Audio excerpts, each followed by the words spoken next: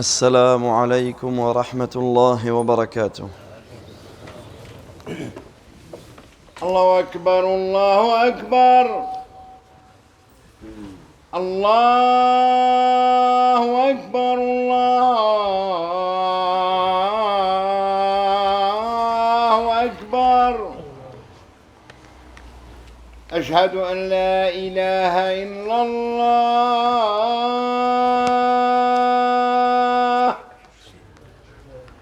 أشهد أن لا إله إلا الله أشهد أن محمدًا رسول الله أشهد أن محمدًا رسول الله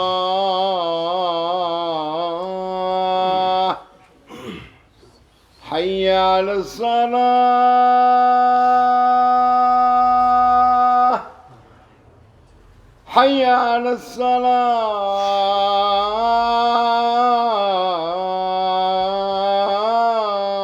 الصلاة حي على الفلاح حي على الفلاح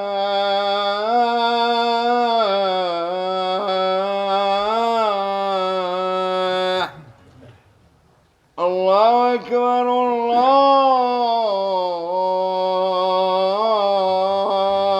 الله أكبر لا إله إلا الله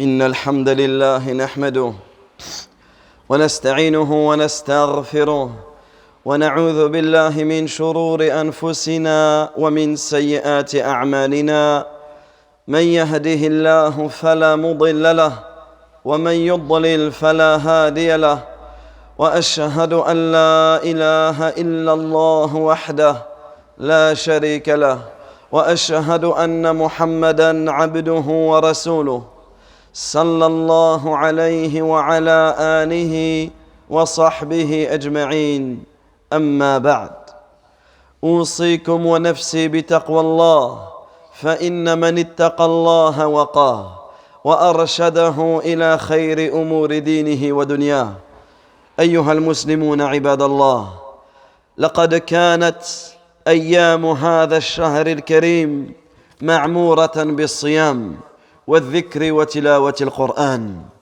ولياليه منيرة مضيئة بالصلاة والقيام ولقد مضت تلك الأيام الغرر وانقضت تلك الليالي الدرر وكأنما هي ساعة من نهار فنسأل الله جل وعلا أن يتم لنا شهرنا الكريم بالرحمة والمغفرة والعتق من النار وأن يعيده علينا أعواما عديدة ونحن نتمتع باليمن والإيمان والسلامة والإحسان والإسلام أيها العباد إن الله تبارك وتعالى شرع لكم في ختام هذا الشهر عبادات جليلة يزداد بها إيمانكم وتكمل بها عبادتكم وتتم بها نعمة ربكم عليكم ألا وهي زكاة الفطر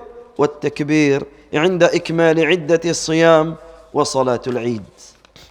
Chers serviteurs d'Allah tabaraka wa ta'ala, nous avons passé des jours magnifiques, remplis de jeûnes, de rappels, de lecture du Coran et de bonnes actions. Nous avons vécu des nuits illuminées par les prières de nuit et par les actes de bien. Chers serviteurs d'Allah, le mois de Ramadan approche à sa fin.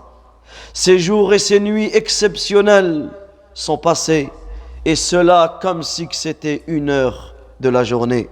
Et cela en réalité est l'exemple de nos vies. Dans la rapidité de ce temps que nous avons passé, nous devons par cela méditer sur nos vies. Voilà l'exemple de nos vies. Nos vies Notre âge passe à une vitesse très rapide.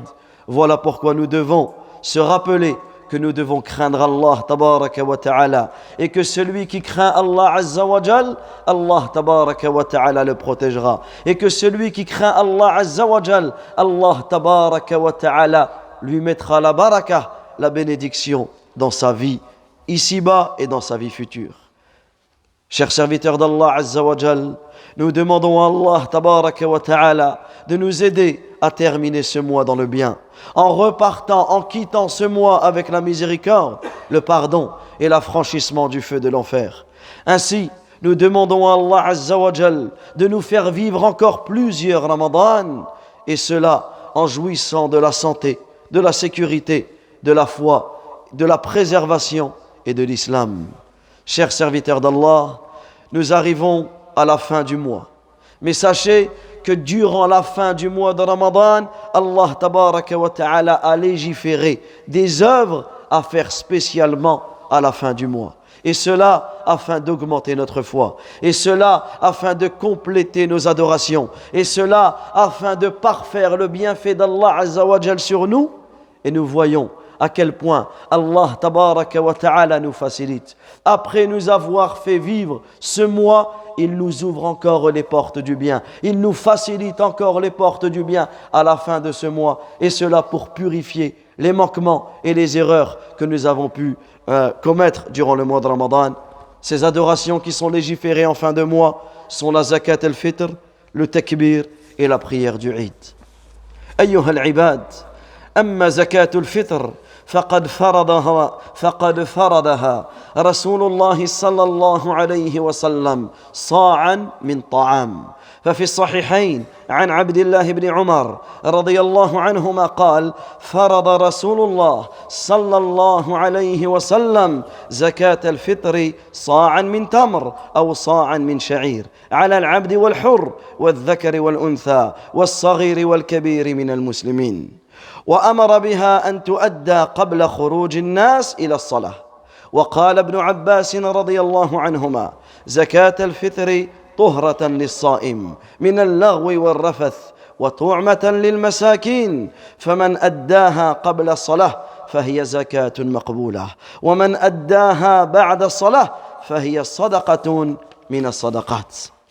Quant à la zakat al-fitr, chers serviteurs d'Allah azza wa jal, quant à l'aumône de la rupture du jeûne, le prophète sallallahu alayhi wa sallam l'a imposé, l'a ordonné à sa communauté. Et il l'a décrit comme étant un sa' de nourriture. Le sa' qui est une mesure, qui est 4 fois le fait de remplir les 2 mains, 4 mouds. Et dans les 2 authentiques, Abdullah ibn Umar radiyallahu anhu rapporte, et il dit que le prophète sallallahu alayhi wa sallam a imposé l'aumône de la rupture du jeûne, zakatul fitr, un sa' de date ou un sa' d'orge pour le serviteur comme pour l'homme libre, pour les hommes ainsi que pour les femmes, pour les jeunes ainsi que pour les moins jeunes parmi les musulmans. Et il ordonnait qu'elle soit donnée avant la prière. Tout comme Abdullah ibn Abbas radiyallahu anhuma disait, la zakatul fitr est une purification pour le jeûneur. Subhanallah, la zakatul fitr, lorsque tu la sors, elle va venir purifier ton jeûne contre les futilités, les obscénités, contre les mauvaises choses que tu as pu faire, les manquements que tu as eus durant ton jeûne, et c'est en même temps une nourriture pour les pauvres. Un moyen pour que ce jour, le jour du Eid, les plus pauvres, ceux qui sont dans le besoin le passent également avec la joie dans leur cœur. Celui qui s'en acquitte avant la prière, elle sera alors une zakat acceptée. Quant à celui qui s'en acquitte après la prière, cela sera une sadaqa parmi les sadaqat, mais cela ne sera pas compté pour lui comme une zakat. ويجب أيها العباد أن يخرجها المسلم عن نفسه وعن من تلزمه نفقته من زوجة وأولاد وسائر من ينفق عليهم، ولا يجب إخراجها عن الحمل الذي في البطن، ولكن كونه يخرجها عنه من باب الاستحباب. ووقت إخراجها أيها العباد يبدأ بغروب الشمس من ليلة العيد ويستمر إلى صلاة العيد، ويجوز تعجيلها قبل العيد بيوم أو يومين وقبل ذلك لا يجوز. Ensuite, sachez, chers serviteurs d'Allah Azza wa Jal, que votre zakat doit être sortie. La zakat, elle doit être sortie pour toi-même, ainsi que pour tous ceux qui sont sous ta charge, tels que ton épouse, tes enfants et tous ceux qui sont sous ta responsabilité et tes dépenses. Et elle n'est pas obligatoire d'être sortie pour le fœtus qui est dans le ventre de la mère. Cependant, il est préférable de la sortir. Donc pour tous tes enfants qui sont déjà nés, elle est obligatoire de la sortir pour eux. Par contre, si ton épouse est enceinte, si la femme est enceinte, dans ce cas-là, il est préférable de la sortir également pour le bébé qui est dans le ventre, mais cela n'est pas obligatoire. Et il est meilleur de la sortir dans le pays où tu as accompli ton jeûne, où tu as terminé ton jeûne, mais il est aussi permis de la sortir ailleurs. Également, le temps de la sortir commence du coucher du soleil du Eid jusqu'à la prière. Ça, c'est le temps où l'on sort Zakat al-Fitr. Du coucher du soleil du Eid. C'est-à-dire que si on sait que l'Eid, un exemple, c'est lundi, dans ce cas-là, son temps commence le dimanche al-Maghrib jusqu'à la prière. Et il n'y a pas de mal à la sortir un jour avant ou 2 jours avant, le 28e de Ramadan ou le 29e, mais avant cela n'est pas permis. Sinon, son temps, le fait de la sortir un jour ou 2, cela n'est pas la norme, c'est quelque chose qui est autorisé. Mais la norme, le meilleur temps pour la sortir, c'est de la retarder juste avant la salat, cela est meilleur. Mais il n'y a pas de mal, comme on l'a dit, à la sortir un jour ou 2 avant. Également, celui qui la sort après salat al-Eid, sans aucune excuse valable, lui aura commis un péché. Et il devra quand même la sortir, il devra quand même s'en acquitter, mais il sera pécheur sur le fait d'avoir retardé le zakat al-fitr après la prière. والمستحق لزكاة الفطر هو المستحق لزكاة المال ومقدار صدقة الفطر عن الشخص الواحد صاع من البر أو من الشعير أو من التمر أو من التمر أو الزبيب أو الأقط فيخرج هذه الأصناف ما كان معتادا أكله في البلد. أيها العباد، ولا يجزئ دفع القيمة بأن يخرج النقود بدلا عن الزكاة، لأن ذلك مخالف لما أمر به رسول الله صلى الله عليه وسلم ومخالف لعمل الصحابة رضي الله عنهم. فلم يكن إخراج القيمة معروفا في عصره ولا عصر أصحابه عليه الصلاة والسلام، مع أن النقود كانت موجودة. وقد قال عليه الصلاة والسلام: من عمل عملا ليس عليه أمرنا فهو رد. Également, chers serviteurs d'Allah Azza wa Jal, les ayants droit de la zakat, ceux à qui on peut donner la zakat, sont ceux à qui on peut donner zakat al-mal, la zakat, la zakat obligatoire. Et la mesure de la zakat al-fitr, c'est un sa' de nourriture, comme on l'a vu, que ce soit du raisin sec, du blé, des dattes ou n'importe quel aliment qui est consommé dans le pays où tu vas la sortir. Et le fait de la sortir en argent, c'est-à-dire que le pauvre reçoit de toi de l'argent, est contraire à ce qu'a ordonné le prophète alayhi salatu wa salam. On ne parle pas du fait de la donner en argent à quelqu'un qui va la sortir pour toi en nourriture, comme ce que l'on fait ici à la mosquée. Cela est autorisé, parce que toi en réalité tu la sortiras, cela revient à dire que tu la sors en nourriture, parce que toi tu as donné de l'argent, avec cet argent les gens achètent de la nourriture et ils la sortent en ton nom en nourriture. On ne parle pas de cela. On parle que tu la donnes en argent et que la personne, le pauvre, reçoit de l'argent de toi. Cela est contraire de ce qu'a ordonné le prophète sallallahu alayhi wa sallam, alors que la monnaie existait à l'époque du prophète alayhi salatu wa sallam, mais il l'a délaissée. Et cela nous prouve que le fait de délaisser cela est une sunnah, et cela n'a pas été fait du temps du prophète alayhi salatu wa salam, ni au temps de ses sahaba, de ses compagnons radiyallahu anhum. Et le prophète sallallahu alayhi wa sallam a dit: celui qui fait un acte qui ne fait pas partie de nos enseignements, son acte est à rejeter. Et ceci ne doit pas être une ma'araka, une cause de dispute entre les musulmans. Ce que nous disons, c'est l'avis de la majorité des savants, anciens et la majorité des savants contemporains, à tel point que l'imam al-Nawawi, rahimahullah, dans le sharh, dans l'explication de Sahih Muslim, qu'est-ce qu'il dit? Il dit que la majorité des savants du fiqh, de la jurisprudence, n'ont pas permis de la sortir en argent. Bien qu'Abu Hanifa, rahmatullahi alayhi rahmatan wasi'a, l'a permise. Donc ici, la majorité des savants ne l'ont pas permis. Donc nous suivons, bi'idhnillah, l'avis de la majorité. Quant à celui qui suit l'avis de la minorité, il en prendra la responsabilité, mais cela ne doit pas être une guerre, une cause de dispute entre les musulmans.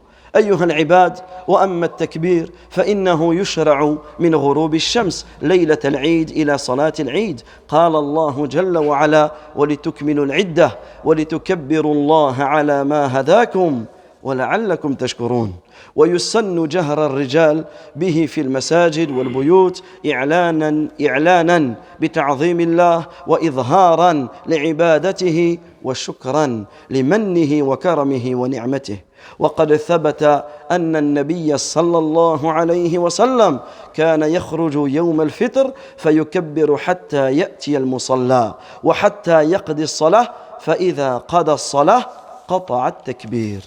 Également, la deuxième chose à faire, c'est le takbir. C'est le takbir. Le takbir, il est légiféré à partir du maghrib, à partir du coucher du soleil de la nuit du Eid. C'est-à-dire que encore une fois, on reprend le même exemple, si on nous annonce que l'Eid c'est lundi, à partir du dimanche al-maghrib, on commence à faire le takbir. Si on nous annonce que l'Eid c'est dimanche, à partir de samedi al-maghrib, on commence à faire le takbir. Car Allah tabaraka wa ta'ala dit dans Surat al-Baqarah, dans le sens des versets, afin que vous complétiez le nombre de jours, que vous proclamiez la grandeur d'Allah, que vous proclamiez la grandeur d'Allah, le takbir, pour vous avoir guidé et afin que vous soyez reconnaissants. Voilà pourquoi nous faisons le takbir. Nous ne devons pas avoir honte de prononcer ce takbir, parce que lorsqu'Allah Azza wa Jal nous a ordonné qu'une fois que le jeûne est terminé, dès que le mois de Ramadan s'en va, tu fais le takbir. Tu prononces la grandeur d'Allah Azza wa Jal. Tu vénères Allah tabaraka wa ta'ala. Et par cela, tu remercies Allah Azza wa Jal pour t'avoir guidé. Tu es reconnaissant envers ton Seigneur pour les bienfaits, les dons, les faveurs, les grâces qu'il t'a octroyées. Voilà le comportement du musulman. Dès que le Ramadan il part, il ne délaisse plus l'adoration, bien au contraire. Il redouble d'efforts. Dès que le Ramadan part, regardez comment il fait adoration sur adoration, et cela ce sera jusqu'à la fin de sa mort. C'est pour cela qu'en réalité on doit tirer ces exemples, parce que ça c'est l'exemple de notre vie. Ça c'est l'exemple de notre vie. Chaque moment tu dois être dans l'adoration. Ramadan part, ne pars pas avec Ramadan, mais reste ici. Continue à faire tes adorations, continue à fréquenter la mosquée que tu fréquentais, continue à prier les prières que tu faisais, continue à te lever pour la prière du Fajr, continue à jeûner les 6 jours de Shawwal derrière les lundis, les jeudis, 3 jours dans le mois, etc. Ne sois pas de celui qui adore le mois de Ramadan, mais sois de celui qui adore le Seigneur du mois de Ramadan. Et le Seigneur du mois de Ramadan, c'est le Seigneur de tous les mois. Donc, dès que Ramadan part, qu'est-ce que tu fais? Tu fais le takbir, tu proclames la grandeur d'Allah, tabaraka wa ta'ala, à voix haute pour les hommes, dans la mosquée, dans les maisons, dans la rue, dans la voiture, peu importe où tu te trouves, tu proclames la grandeur d'Allah Azza wa Jal, et cela jusqu'à la prière du Eid. Une fois que la prière du Eid est accompli, dans ce cas-là, il n'y a plus de takbir. Comment faire le takbir? Parmi ce qui a été rapporté des pieux prédécesseurs, Allahu Akbar, la ilaha illallah. Allahu Akbar, walillahi alhamd. Et chacun fait le takbir de son côté, et il n'est pas permis que chacun fasse le takbir d'une même voix, accompagnés ensemble, car cela n'a pas été fait au temps du prophète alayhi salatu wassalam. Wallahu ta'ala a'lam. Aqulu qawli hadha wa astaghfirullah li wa lakum wa lisa'ir al-mu'minina min kulli dhanb innahu waliyyu dhalik wal qadiru alayhi fastaghfiruhu yaghfir lakum innahu huwal ghafurur rahim.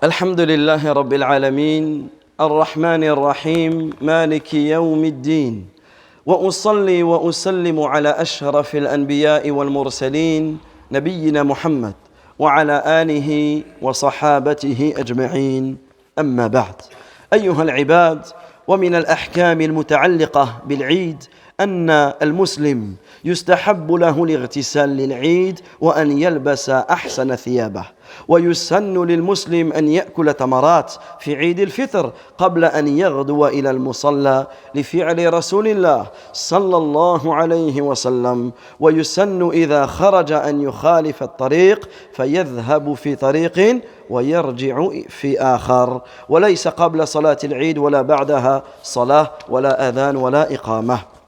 Chers serviteurs d'Allah, tabaraka wa ta'ala, également, parmi les choses qui sont légiférées, parmi les sunnahs du jour du Eid, il y a le fait de faire ses grandes ablutions avant de venir à la prière. Également de mettre ses plus beaux habits, de s'embellir. Et lorsque l'on parle de plus beaux habits, ce ne sont pas des habits qui sont interdits dans notre religion. Et le musulman doit connaître, le musulman doit savoir ce qu'il a le droit de mettre et ce qu'il a le droit de porter et ce qui lui est interdit de porter. Chacun doit se remettre en question et doit remettre en question sa garde-robe. Chacun doit regarder, est-ce que ce que je mets est permis? Est-ce que cela fait partie des choses qui sont permises? Ou est-ce que cela fait partie des choses qui ne sont pas permises? Notre religion est parfaite, notre religion est complète. Il suffit simplement de rechercher et bifadlillah vous allez trouver. Également le fait de s'embellir. Lorsque l'on parle de l'embellissement, le musulman il s'embellit avec la sunna du prophète alayhi salatu wassalam. C'est comme cela qu'on s'embellit. Et comme on voit parmi certains hommes qui pensent que s'embellir, c'est s'embellir en se rasant la barbe. S'embellir en se rasant la barbe. Alors qu'ici, ce n'est pas un embellissement. Bien au contraire, le prophète sallallahu alayhi wa sallam, il nous a ordonné de laisser pousser les barbes. Et il nous a interdit de les raser. Et il nous a averti quant au danger de commettre ce péché. Donc ici, on doit bien comprendre quel est l'embellissement qui est voulu. Je ne m'embellis pas comme je pense m'embellir, mais je m'embellis comme par la sunna du prophète alayhi salatu wassalam. Également, il est sunna de prendre un chemin et de revenir par un autre chemin. Il est sunna d'aller à l'endroit du musalla à pied. Il est sunna de manger des dattes en nombre impair. Également, il n'y a pas, lorsque j'arrive, notamment nous ici, la salat, elle se fera dans le musalla, yani dans la salle Camus, la salle de sport. C'est-à-dire qu'on arrive dans la salle, il n'y a pas de prière à faire. Ce n'est pas une mosquée, donc il n'y a pas 2 raka'a à faire avant de m'asseoir. Par contre, si vous priez dans d'autres mosquées, ou eux le font dans un masjid, dans ce cas-là, tu feras tahiyyatul masjid. Mais nous, dans notre cas ici, et c'est ce que faisait le prophète alayhi salatu wassalam, c'est que salatul Eid, elle ne se faisait pas à la mosquée. Elle se faisait dans le musalla, dans un autre endroit, un endroit où ils accomplissaient la prière. Dans ce cas-là, tu arrives, il n'y a pas de prière à faire avant et il n'y a pas de prière à faire après. Tout comme il n'y a pas d'adhan et il n'y a pas d'iqamah à faire. Et également, tout le monde se rend à la mosquée, à la musalla. Même la femme qui a ses menstrues, il lui est demandé d'aller et d'assister au prêche de l'imam. Et la prière du Eid est obligatoire. Bien que les savants ont divergé sur ce point-là, dans tous les cas, on profite, on saisit l'occasion de participer à cette magnifique prière avec les musulmans. وصفة صلاة العيد أيها العباد أن يصلي ركعتين يفتتح الأولى ب7 تكبيرات والثانية ب5 تكبيرات والتكبيرات في صلاة العيد سنة وليست بواجبة ولا تبطل الصلاة بتركها. Également, comment l'imam guidera la prière du Eid? La prière du Eid est une prière qui se fait en 2 raka'ah. Dans le premier raka'ah, il dira 7 fois Allahu Akbar. Et dans la deuxième raka'ah, il dira 5 fois Allahu Akbar. Mais le fait de dire 7 fois et 5 fois, cela n'est pas une obligation. Si l'imam l'oublie ou si toi derrière tu oublies de le dire, la prière est valable et il n'y a pas de mal à cela. Et la prière, comme on l'a dit, est obligatoire. Par contre, la khutbah du Eid n'est pas obligatoire, comme l'a stipulé le prophète alayhi salatu wassalam. Par contre, il est préférable de rester. Il est préférable de rester et d'écouter le prêche que l'imam donne à l'ensemble de la communauté. Par contre, celui qui se lève et qui part, qu'il respecte ses frères, qu'il ne cause pas du tort à ceux qui sont là pour écouter, qu'il ait le meilleur des comportements, parce que malheureusement, comme tous les ans, on le voit, certaines personnes qui se lèvent et qui se font l'accolade alors que l'imam est en train de parler. Certaines personnes qui se lèvent et qui discutent de sujets mondains alors que l'imam est en train de réciter les versets du Coran, en train de prêcher la parole du prophète alayhi salatu wassalam. Certains sont là en train de discuter. en train de rigoler, alors que les musulmans sont assis en train d'écouter le prêche. Non, celui qui est là, qu'il reste. Par contre, celui qui se lève et qui part, on n'a rien à lui dire. On ne doit pas le regarder méchamment ou lui lancer des regards bizarres. Pourquoi tu pars?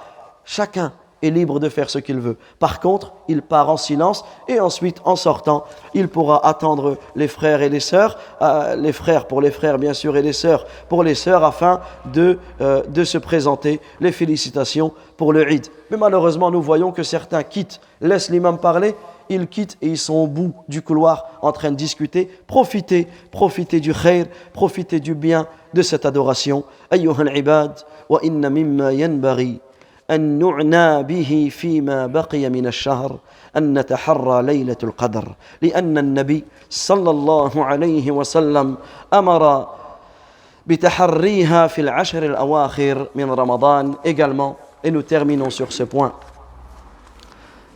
c'est que le Ramadan n'est pas terminé.